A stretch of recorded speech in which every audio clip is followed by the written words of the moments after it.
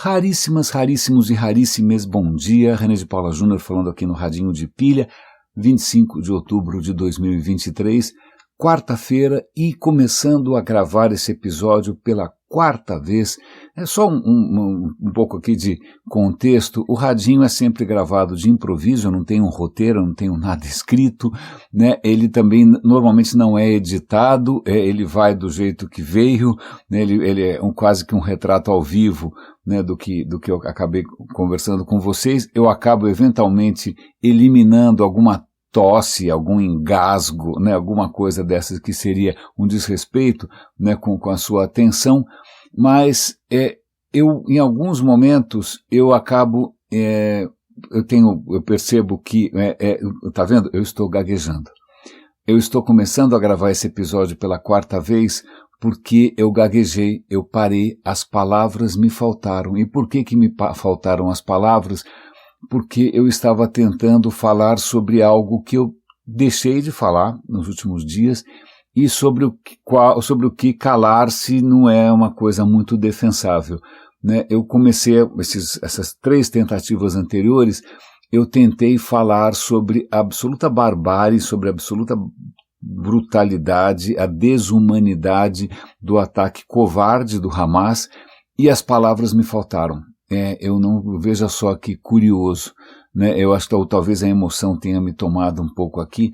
Aliás, ontem eu tenho sido bastante vocal, eu tenho colocado a minha posição, tenho me exposto bastante. Eu sei que se expor nas redes sociais não é algo que o plano de saúde cubra, não é? Mas eu tenho sido bastante claro com relação à minha posição a favor, né, em defesa de Israel. É lógico que nenhum país é perfeito, todo país tem lá suas contradições, mas esse ataque do Hamas é de uma barbaridade simplesmente inédita, né? E eu ontem acabei publicando baseado sobretudo numa colocação que aconteceu na ONU, né? Imagina, o líder, o chefão da ONU lá, o português, o Guterres, ele fez uma colocação absolutamente imperdoável, né, tentando relativizar a barbárie do Hamas, né? E aí o cara de Israel falou, olha, Hamas são os novos nazistas. É verdade, Hamas são os novos nazistas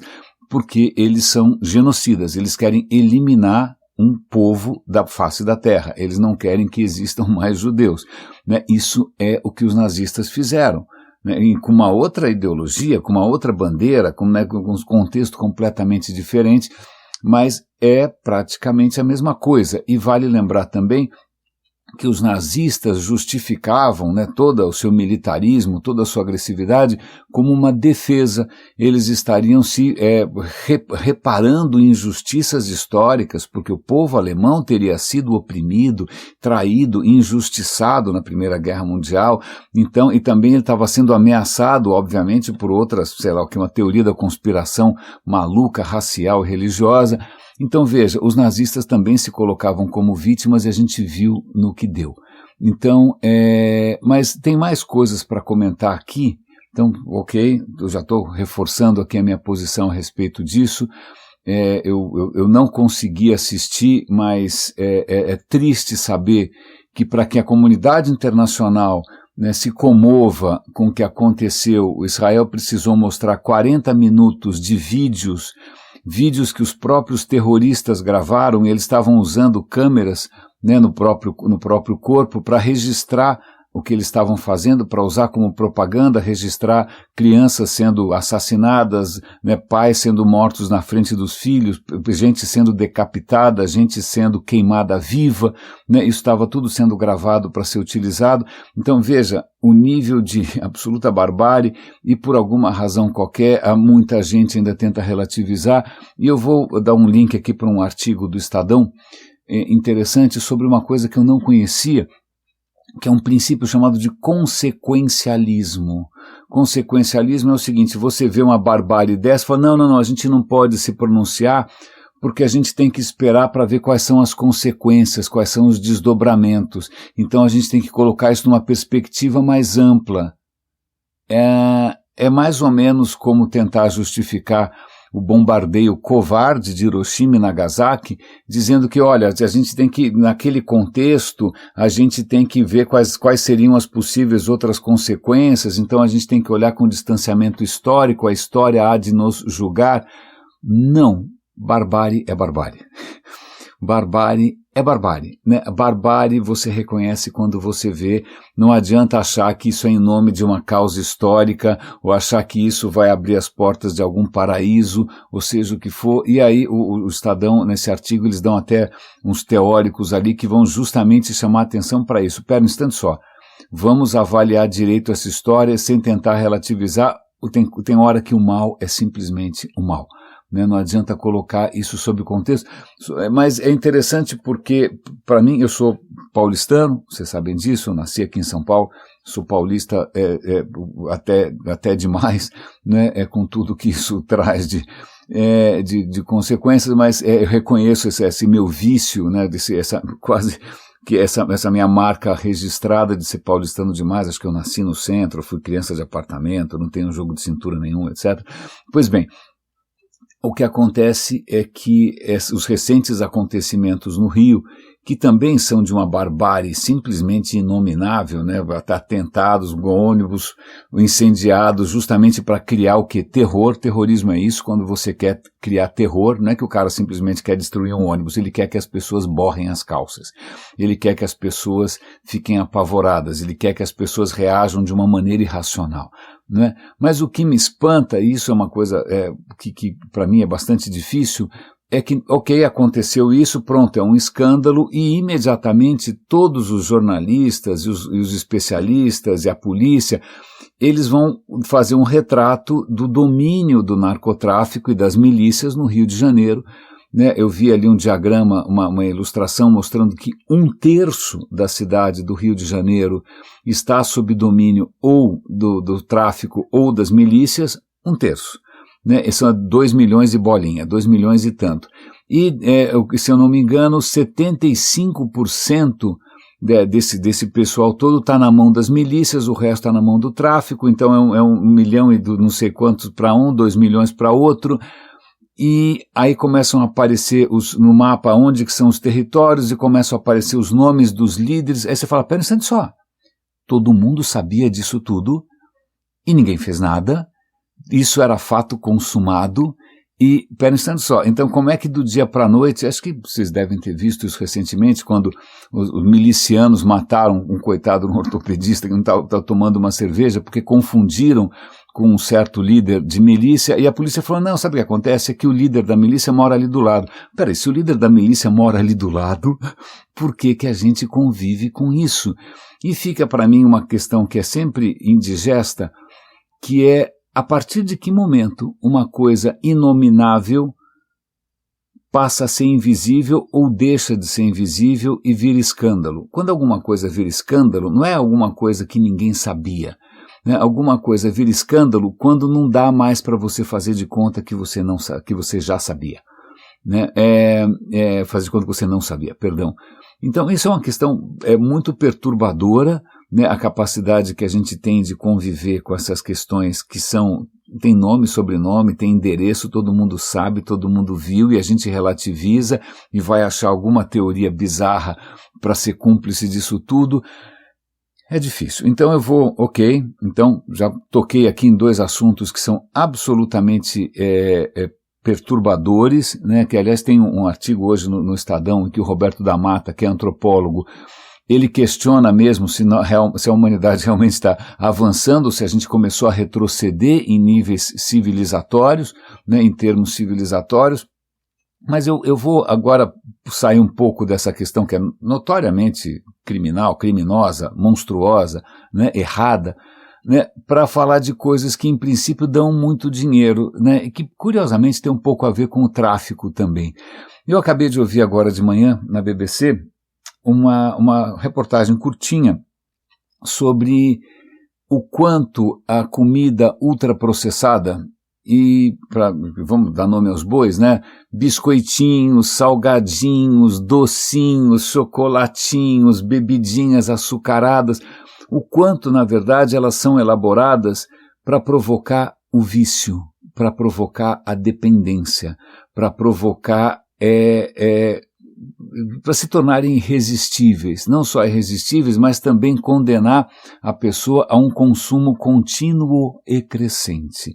E com consequências óbvias, né? A gente tem aí uma geração inteira com problemas de obesidade, com problemas de saúde, com problemas de câncer, com problemas de pressão alta, tudo porque as pessoas começaram, e isso me faz lembrar, eu vou tentar resgatar essa reportagem, a gente comentou no Radinho já há muito tempo, de uma iniciativa inovadora, entre aspas, um mal de podcasts que a gente tem que avisar quando a gente está fazendo aspas com os dedos, né? Eu estou fazendo aspas aéreas aqui, de uma inovação disruptiva da Nestlé, que teve a seguinte ideia: temos comunidades ribeirinhas ali no Amazonas, na Amazônia, né, comunidades que vivem ali em contato com a natureza, tudo bem, são crianças, né, são comunidades relativamente pobres, mas estão vivendo ali do que a natureza dá. Certo? Muito bem, crianças saudáveis, tendo uma vida feliz, e algum diretor de marketing, provavelmente, teve a ideia de pegar um daqueles barcos enormes, eu nem sei como é que chamam aqueles barcos, que andam ali pelo Rio Amazonas. Vamos fazer o seguinte, vamos transformar esse barco praticamente numa experiência de larica, né? Então vamos adesivar, vamos colocar cartazes e pôsteres de chocolates, todinhos, sei lá o que mais que a Nestlé faz, entendeu? Chocolates, docinhos, salgadinhos, e vamos transformar isso numa Disneylândia do açúcar. E aí esse barco, que era, imagina, para quem mora numa comunidade ribeirinha, de repente para um barco que é coloridíssimo, né, imagina, cheio de tentações, chocolates e doces e bolachas e biscoitos e bebidas açucaradas. Uau, né, caramba, né, como se fosse uma nave espacial, né, da nave da Xuxa, ou seja, que baixa de repente naquela comunidade ribeirinha com veneno, com droga, né? Imagina, alguém teve a ideia de deliberadamente, isso me faz pensar quando eu era criança, os adultos falavam, olha, se na porta da escola alguém te oferecer alguma coisa estranha, você recuse, né, porque pode ser, sei lá o que, maconha, sei lá o que pode ser. Pois bem, então não é muito diferente desse barco da Nestlé que vai avançando, né, pelo coração do Brasil, né, viciando as crianças em porcaria, né? Eu já vi, inclusive, diretores de marketing dessas empresas de comida ultraprocessada falando com orgulho do quanto eles estão criando experiências aspiracionais para as crianças de favela com salgadinhos que são feitos nem sei do que, conservante, aromatizante, flavorizante, colorizante, né? Não tem nada ali, acho que a única coisa que é relativamente inofensivo é o alumínio da embalagem, né? Porque o resto, você tem que ser um PhD em química para descobrir o que a criança está comendo. Ok, eu vou tentar resgatar o link para essa reportagem do barco da Nestlé, tá bom? Isso para mim, isso me revolta bastante. Então vamos voltar aqui para a reportagem da BBC. A questão é que os pesquisadores estão denunciando que muitos desses, entre aspas, alimentos, que não são alimentos, são drogas, eles são elaborados de uma maneira perversa, né, que não só são irresistíveis, não só vão provocar a vontade de comer mais do que você precisa, como você não consegue mais abandonar o vício, né? Eu estou me lembrando aqui, né, da dificuldade que eu sempre tive de comer só um bis. Aliás, o cara já chama bis, né? Já quer dizer que você vai pedir mais um, né?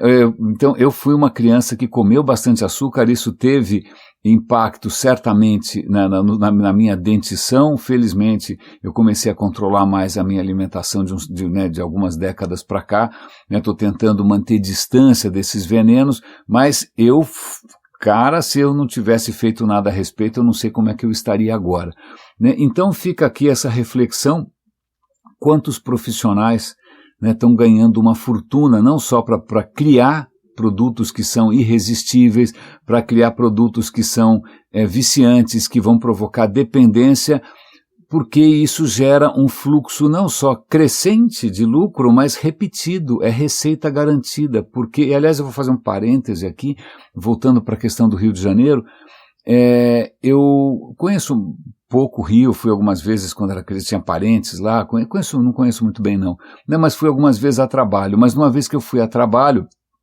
Eu fui lá com o presidente lá da agência, tal, os dois super arrumados, a gente ia fazer uma reunião com um altíssimo executivo de uma empresa gigantesca, tal, cuja sede é no Rio de Janeiro. E aí a empresa tinha vários prédios e a gente foi parar no prédio errado. Ok, que lástima. Ok, então tá bom, mas aí a gente falou, puxa, a reunião é daqui a pouquinho, puxa, onde é que fica esse outro prédio? Mas aí naquele momento estava passando um outro alto executivo, um figurão. Ele falou, vocês estão indo para outro prédio falar com fulano? Eu dou uma carona, vamos lá, né? Meu carro está aqui, a gente vai e tal. E a gente entrou num carro, eu acho que se eu já contei esse episódio, vale a pena contar de novo. Né, era um carro, uma SUV gigantesca, né, parecia um tanque de guerra, e aí estávamos ali, um dia chuvoso, né, e aí ele começou a conversar, não, porque veja, Rio de Janeiro, em São Paulo, poxa, vocês, como é que foi a história? Acho que naquele momento você tinha em São Paulo uma onda de sequestros, né? Muita gente estava sendo sequestro relâmpago, Washington Oliveto foi sequestrado. Ele falou, não, aqui no Rio a gente não tem mais isso não, isso é coisa de São Paulo, o Rio é muito mais seguro, porque a gente percebeu o seguinte, a gente tentou conter o tráfico, e na hora que a gente tentou limitar o tráfico, a polícia tentou conter, o tráfico precisava de uma outra fonte de receita e aí ele começou a sequestrar a gente. Então, bom, para a gente não ser sequestrado, deixa o cara traficar. Veja, a lógica do marketing, a lógica dos negócios sendo aplicada a uma coisa inominável. E a coisa não parou por aí, porque o indivíduo, né, obviamente um executivo muito bem remunerado, a prova disso era aquele carro espetacular em que a gente estava, ele falou assim, e é engraçada essa história de droga em São Paulo, porque os traficantes paulistas são burros, porque os traficantes paulistas vendem crack, e crack mata o usuário. Não, você tem que ter alguma coisa com receita recorrente, você tem que vender cocaína, porque cocaína, o cara não necessariamente morre, mas você continua gerando lucro repetido, é como se fosse um marketing de relacionamento, um CRM, né, em que você tem a fidelização do cliente. Veja, então, vocês tinham que estar aprendendo com os nossos traficantes. Aí você fica ali se perguntando se é uma pegadinha do Faustão. Né? Mas não é. E aí, num certo momento, só para completar essa cena completamente surreal, o carro parou no semáforo e aí veio vindo na chuva, né, um mendigo, e aí o executivo parou, ficou empolgadíssimo, fez uma cara de criança, de adolescente, falou, quer ver que genial, tal. O mendigo vinha chegando, o executivo apertou um botão no painel e falou um absoluto palavrão, né? Vai se fu, qualquer coisa dessas, ou vai tomar no, qualquer coisa dessas. Por que ele fez isso? Porque essa SUV blindado, o cara tem que andar com um carro blindado, ela tinha alto-falantes do lado de fora que ele apertava um botão e acionava, parecia praticamente um carro alegórico, né? Parecia um carro de um desfile de carnaval. Ele apertava um botão e, imagina, o mendigo que estava chegando perto, de uma hora para outra, bum, é xingado em altíssimo volume, o cara ficou apavorado, saiu correndo e o cara deu gargalhadas. Isso faz o quê? 15 anos? Não é? Então, desculpe, é que realmente eu tenho uma dificuldade gigante com essa nossa permissividade, com a maneira como a gente racionaliza o que a gente não deveria racionalizar. E pegando carona nessa história de coisas que viciam, não é mesmo? Porque afinal é uma boa estratégia, né? Você fidelizar alguém e gerar receita recorrente, né, com uma coisa que é viciante, seja isso um doce de criança, ou seja a cocaína, né, veja que, aliás, é uma notícia que curiosamente não está tão bem divulgada assim, eu tive que fazer uma pesquisa, né, deveria estar na capa dos jornais, mas nos Estados Unidos, que tem 50 estados, né, dos 50 estados americanos, 42 estão abrindo um processo contra o Facebook, contra o grupo Meta, porque eles estão acusando, muito justamente, inclusive, o Facebook de abusar das crianças, de ter uma influência deletéria, negativa, né, na saúde mental da juventude, né? Então, o Facebook não, estamos fazendo o possível para garantir, mas todo mundo sabe, há algum tempo uma executiva saiu de lá com documentos mostrando que o Facebook sabia sim o estrago que ele estava fazendo. Seja com o Instagram, seja com essas coisas de rolagem infinita, seja com os filtros, seja com o próprio Facebook sem checar a idade das crianças. Veja, os caras sabiam o que eles estavam fazendo, sabiam o que eles estavam colocando em risco, mas racionalizaram isso em nome do quê? Do crescimento dos números, da receita recorrente, da, entre aspas, fidelização do vício, né? Criando produtos que são cada vez mais viciantes. Eu sei que eu tenho grandes amigos, muito queridos, trabalhando nessas plataformas, né? Hoje eu não estou trabalhando em lugar algum, mas eu me pergunto se isso não provoca algum comichão na consciência, né? Como é que a gente consegue racionalizar alguma coisa dessas em nome do quê? Você vai dizer que é mais ou menos como, aliás, já que a gente está falando de tecnologia aqui, que é um assunto que a gente costuma, sei lá, deixa isso para o Roda e Avisa, que é meu outro podcast, mas uma outra notícia que eu divulguei hoje no Twitter, que não chama mais Twitter, né, é uma notícia em que uma especialista de uma ONG, né, que chama Internet Watch Foundation, quer dizer, é uma ONG que está monitorando a internet, sobretudo para proteger as crianças. Ela diz o seguinte: o nosso pior pesadelo se tornou realidade. Que pesadelo é esse?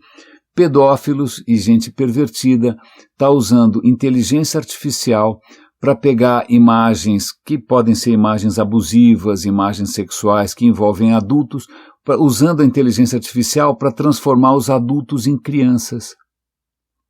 Para gerar conteúdo pornográfico ou violento ou perverso, completamente perverso, de crianças sendo abusadas. E aí fica essa questão, mas espera, isso é só uma manipulação digital, então ninguém está sendo prejudicado. Felizmente na Inglaterra isso é crime. Eu não sei como é que é isso aqui, né? Mas pornografia infantil, mesmo sendo feita com manipulação digital, é crime da mesma maneira. Né? Então veja, aí obviamente vai ter gente dizendo, não, a inteligência é só, calma, no começo tem essas distorções mesmo, vamos esperar um tempo, vamos ter que ter uma perspectiva um pouco mais ampla, porque no final vai dar certo. Certo para quem? Né? Quantos corpos a gente deixa no caminho? Né? Quantas pessoas têm a vida estraçalhada porque a gente está pensando em algum longo prazo maluco? Desculpa, está sendo um episódio pesado, eu sei, mas é que simplesmente não dá pra gente ficar achando que tudo são flores, né, e a gente tocar pandeirinho aqui, acender um incenso e achar que a vida, né, que é toda feita de rosas. Eu poderia falar aqui de novo da minha planta que continua crescendo e poderia falar de um monte de outras coisas, mas vamos falar de uma coisa interessante aqui, vai. Já que eu falei de vida aqui, já que eu falei de vitalidade, crescimento, ontem eu retomei alguns vídeos que eu tinha encontrado num canal muito interessante de um rapazinho, que nossa, eu enchi a bola desse rapaz aqui, rasguei seda. O canal chama Subanima, né, em que ele acaba dando nome aos bois, né, para um outro crime que aconteceu na civilização ocidental, e a culpa é do René, não esse René aqui, mas o René Descartes. O que acontece é o seguinte, né? Num certo momento, René Descartes, vamos lá, o René Descartes estava sendo, aliás, eu não sabia, ele tem essas ideias todas na Bélgica, né? Ele está na Bélgica, na Holanda, ele está conversando com um cara que eu nunca tinha ouvido falar, um cara que de repente construía máquinas, etc. e tal, e aí o Descartes vem com uma nova visão do universo que teria, segundo o autor desse vídeo, e eu tendo a concordar, teria matado a vida, porque o Descartes chega e fala o seguinte, veja, tudo é feito de átomos, tudo é feito de matéria, então se você analisar um organismo, ele é feito de células, as células são processos químicos, então quando você olha a natureza, quando você olha a vida, são máquinas.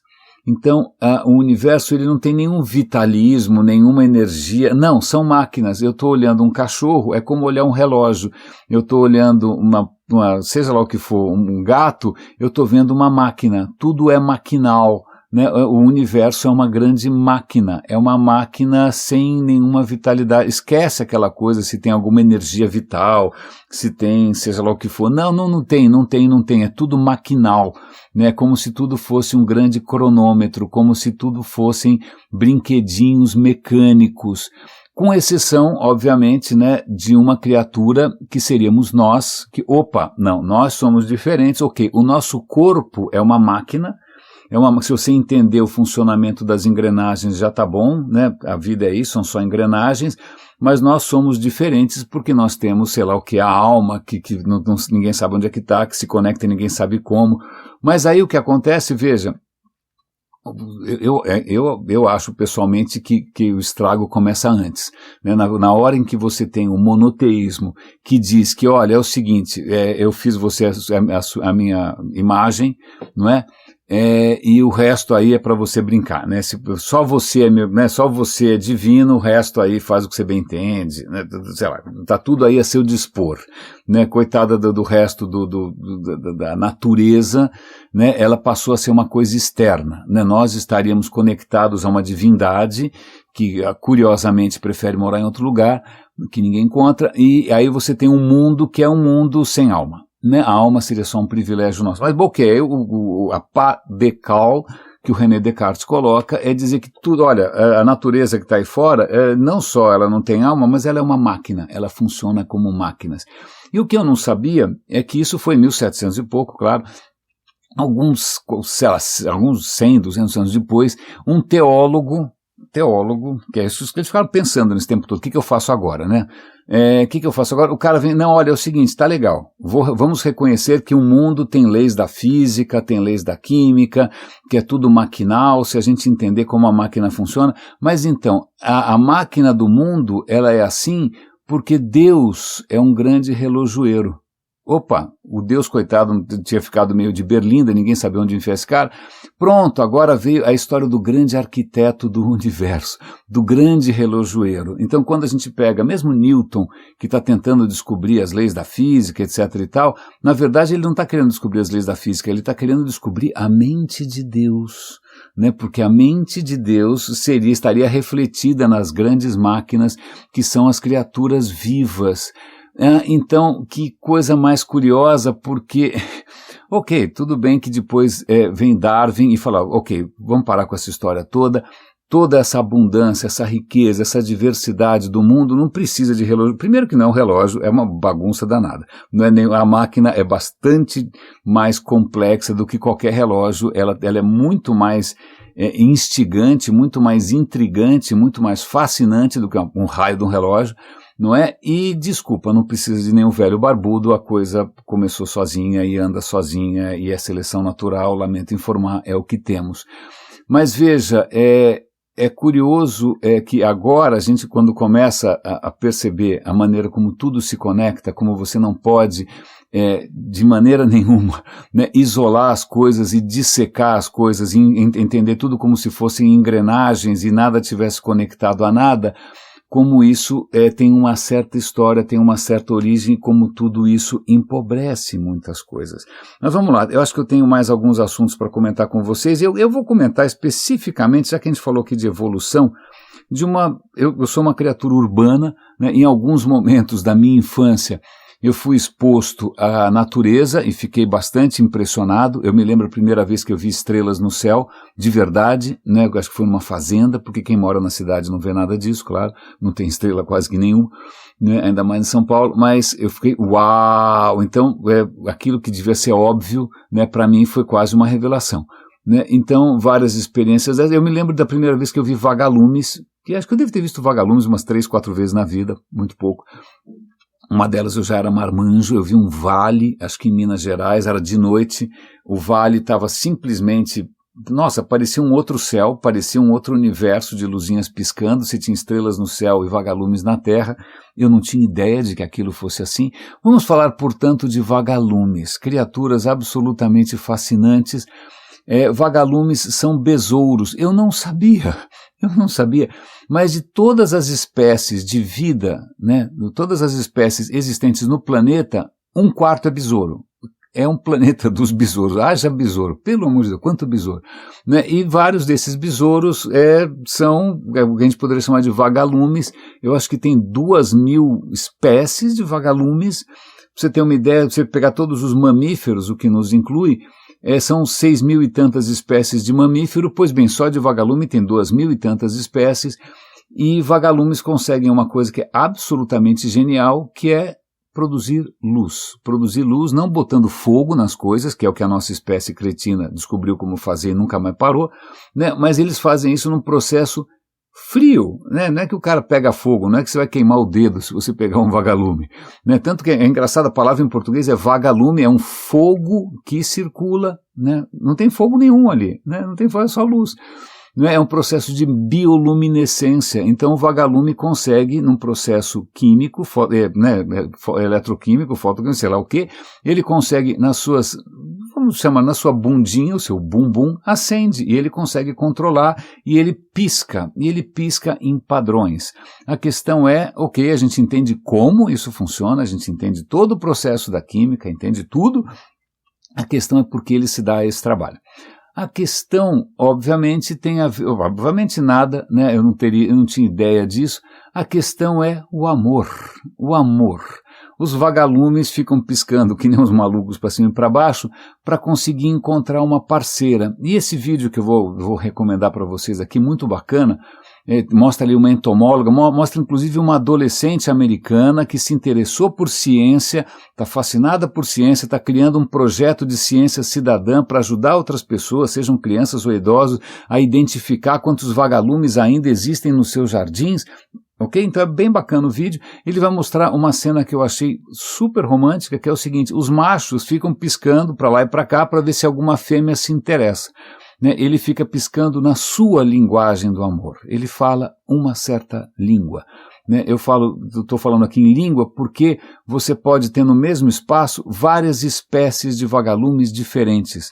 Né? E uma das definições de espécie é que a espécie só cruza com a própria espécie, né? Não cruza com a outra espécie. Então, como é que não confunde? Como é que um macho, sei lá, X, né, de repente não vai se meter, não vai se relacionar com uma fêmea da outra? Como é que não tem confusão? Pela linguagem dos flashes, das piscadas. Você tem linguagens específicas de cada espécie. Você tem, inclusive, cores específicas. Alguns vagalumes são mais esverdeados, alguns são mais alaranjados, outros são amarelos. Então não tem confusão possível. Tá? A gente está olhando ali, a gente não está entendendo nada, mas as fêmeas conseguem identificar os machos mais promissores. A fêmea fica sentadinha ali na folha, quietinha. Quando um desses machos, né, ela aprova, ela pisca. Então, ela não é que ela pisca os olhos, né, como num filme romântico, não, ela pisca sua própria lanterninha, ela pisca, sinaliza a aprovação, o macho se aproxima, e aí eles, né, se fecundam e lá vai mais uma geração de vagalumes, e esse processo vem se repetindo há 100 milhões de anos, desde a época dos dinossauros, né, os caras resistiram heroicamente aqui a um meteoro e continuam piscando. É lógico que estamos colocando isso em xeque. Por quê? Não só porque a gente usa herbicida, fungicida, inseticida, mas também porque a gente destrói a natureza para colocar grama, ou porque a gente deixa as luzes acesas durante a noite, ou porque as cidades à noite são todas iluminadas. E como é que uma criatura que se comunica por luz vai conseguir saber o que está acontecendo se está tudo aceso? Né? Então, essa mocinha ali nos Estados Unidos, se eu não me engano, em Nova Jersey, ela está justamente tentando conscientizar as pessoas. Gente, vamos fazer o seguinte: apaga as luzes ou diminui as luzes do lado de fora, vamos deixar essas criaturinhas viverem em paz. Então, a próxima vez que você vê, né, caso você tenha essa felicidade de estar próximo da natureza, você veja vagalumes piscando por aí, saiba que eles estão falando, estão tentando ali, é como se fosse um Tinder coletivo, estão tentando ali encontrar o amor, encontrar os seus parceiros, mas tem uma coisa muito interessante que é a seguinte: tá legal, então tem uma linguagem aí, uma linguagem de pisca-pisca, como se fosse um código Morse. Cada um reconhece a linguagem do outro. Como é que eles aprendem essa linguagem? O que a entomóloga, especialista em besouros, né, em vagalumes, explica é que isso vem no DNA. O DNA, o código genético, que, né, é a marca registrada da vida nesse planeta, né, ele codifica não só as proteínas, as receitas de como fazer barba, cabelo, pé, etc., né, mas ele também pode codificar comportamentos. Então, esse comportamento do besouro, né, do vagalume, ele já está no DNA, ele já nasce sabendo. Basicamente é isso.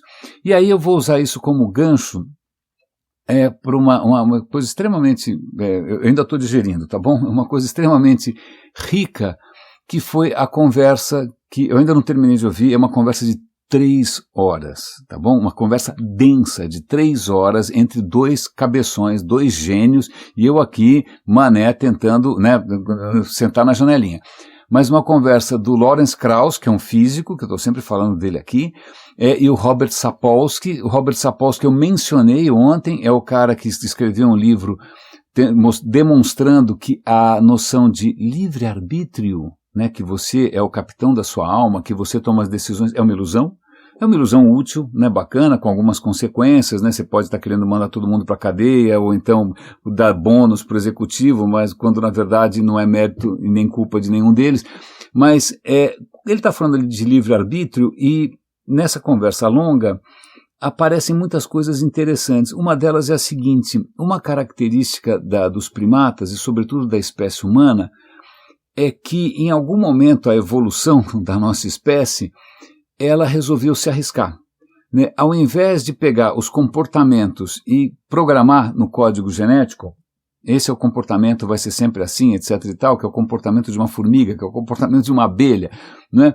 Vamos fazer o seguinte: você vai ter um córtex pré-frontal no seu cérebro, uma parte do seu cérebro vai ser avantajada, e ao invés de eu entregar os comportamentos prontos para você, essa região do seu cérebro, ela vai ter a capacidade de criar novos comportamentos, né? Então você vai nascer ali com uma certa capacidade de plástica, vamos chamar assim, flexível, né? Que pode inclusive se adaptar a mudanças no ambiente.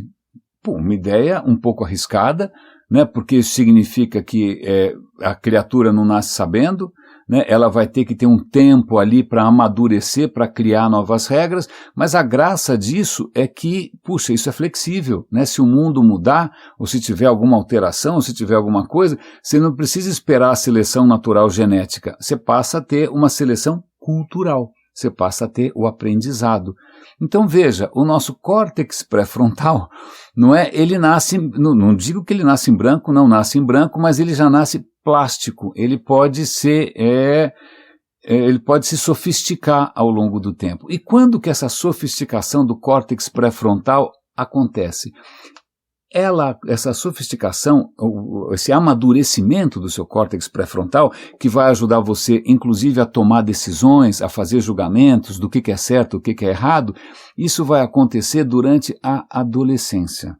Aquela fase que eu, felizmente naquela época não tinha Facebook, então não está muito bem registrada, graças aos céus. Ok, nessa fase da adolescência, que normalmente é uma fase de experimentação, né, de começo de contato com o mundo adulto, você não vai entender nada, você vai achar que os adultos são falsos, hipócritas, mas depois você vai começar a entender que para você conviver em sociedade você tem aí vários teatros possíveis e necessários, ok. Essa fase de sofisticação do córtex pré-frontal acontece na adolescência.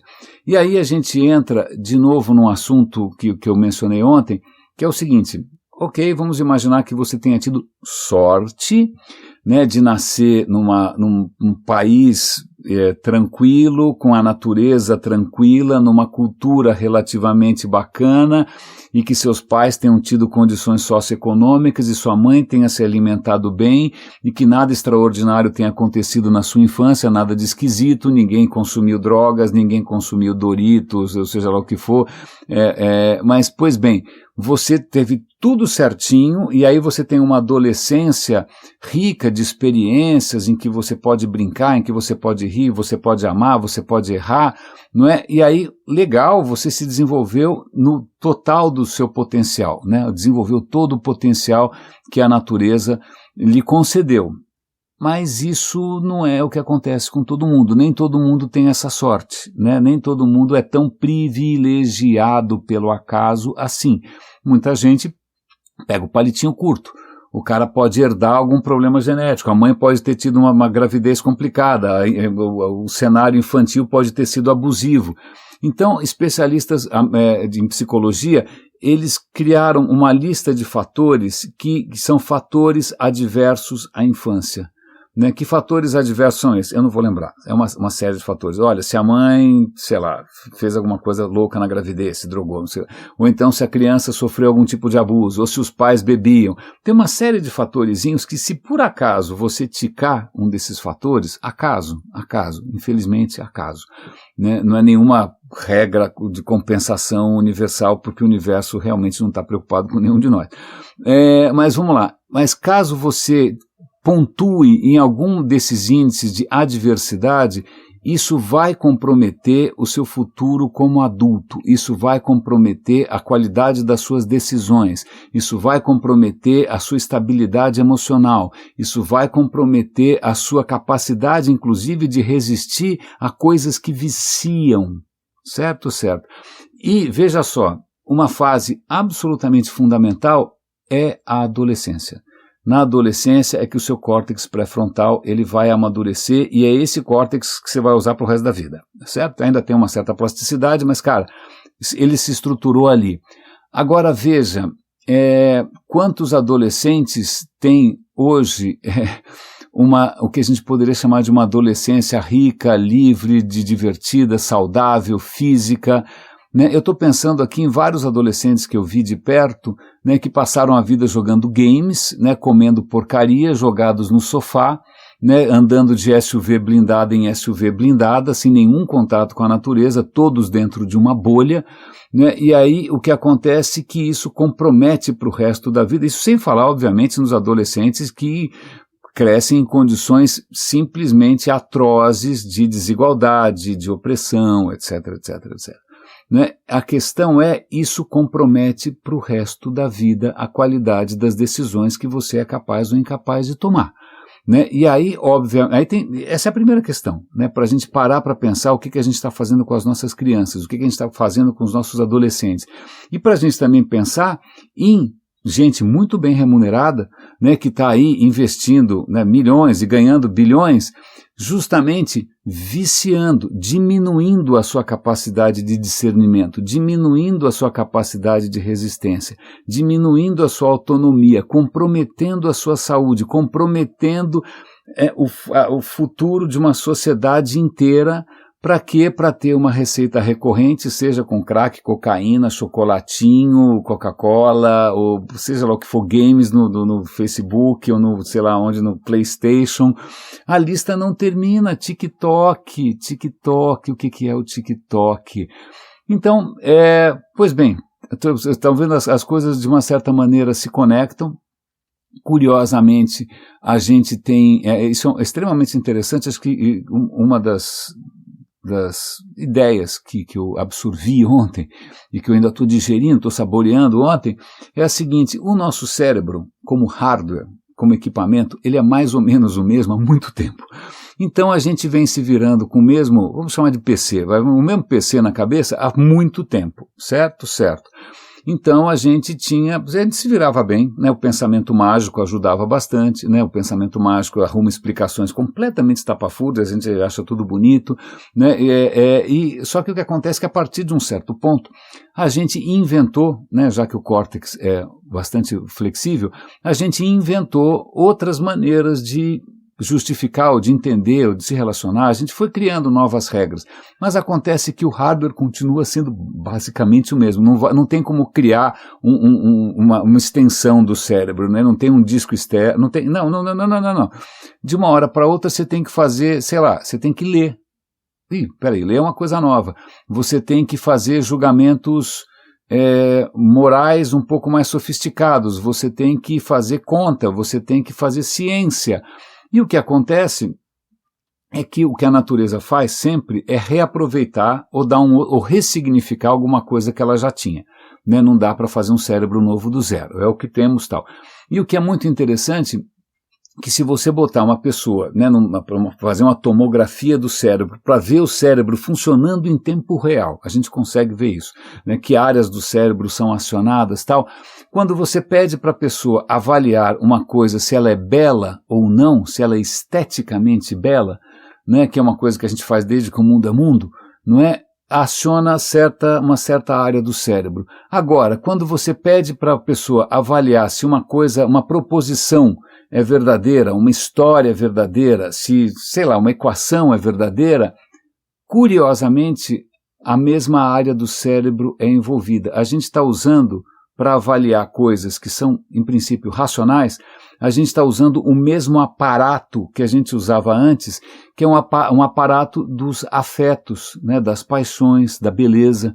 Então, isso explica, e isso é muito interessante, porque isso vem a confirmar um dos filósofos mais interessantes de todos os tempos, né, que eu acho fascinante, que é o David Hume, que ele fala, esquece essa história de razão.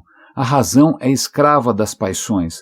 A gente nunca é 100% racional. O Hume já tinha se tocado disso, né? E o Hume já tinha se tocado também que quando você abre os olhos para o mundo, você não está vendo necessariamente o mundo, você está vendo suas próprias percepções e suas memórias são percepções e talvez a gente não tenha acesso direto ao que a gente chama de mundo. O que a gente chama de mundo é só uma bolha que a gente cria para a gente mesmo, né?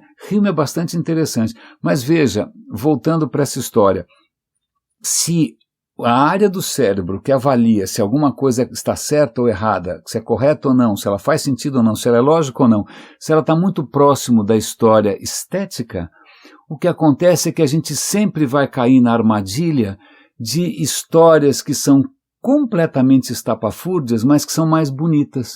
Agora, essa história que eu gostei mais, ela é mais bonita, ela me agrada mais, ela é esteticamente mais interessante, né? Um velho barbudo em algum lugar, um pombo inexplicável, não sei. Não é? São histórias que são anjos, né? Porque não?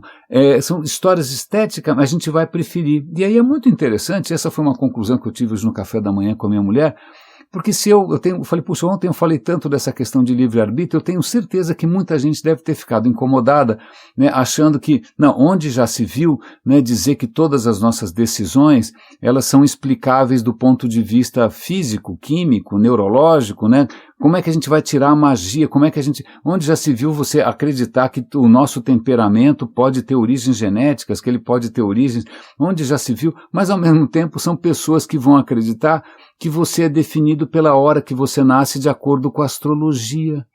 Então veja, se é difícil ou você não, claro, você é uma pessoa ilustrada, mas se é difícil alguém admitir que a maneira como nós funcionamos, ela é essencialmente física e material e absolutamente, né, não transcendente, como é que essa pessoa que tem dificuldade em acreditar nessa materialidade, por que ela se pauta todo santo dia pelo horóscopo?